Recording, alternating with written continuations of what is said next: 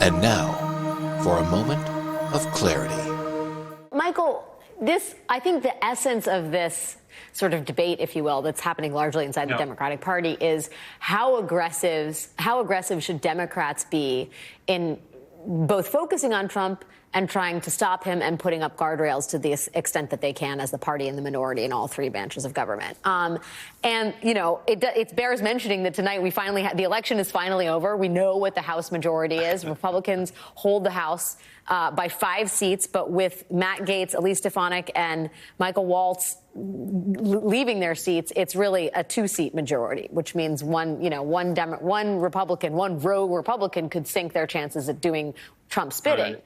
And the question is, like, how do you think Democrats should position themselves as a party governing in the minority with a Republican majority that is that slim? Are there opportunities there, or does the sort of magnetism, I guess, is the pull of Trump basically kill any potential, I won't even say bipartisanship, connection to reality?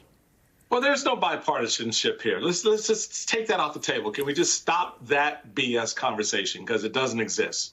It hasn't existed in Washington in a long time. So we need to stop pretending that that's a thing. It isn't, because you certainly won't get it with the MAGA Congress and a MAGA president and a MAGA adjacent on a good day Senate.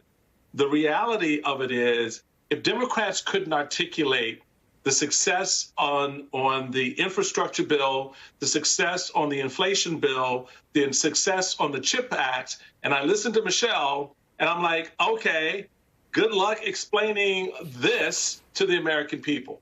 When you can't explain it and you can't crystallize it for them, guess what? You've lost the argument before you've made it. That's the political reality here. A party that cannot speak to the moment in a way that clarifies for the American people why they're taking such an unprecedented step. And so that's my hesitation. Look, at the end of the day, I don't care, because the reality of it is Donald Trump's going to do what Donald Trump's going to do. And the senators are going to play the role that they're going to play. And Republicans are going to do what they're going to do. And the Democrats have got to figure out, how do we manage this and move now to seemingly stem some of that? I just, tell me the conversation. I haven't heard it. I mean, because I don't know how they communicate that when this is a complicated thing, because there is no crime involved, and to get people to wrap their head around that you're pardoning them for something they didn't do. A preemptive pardon, right?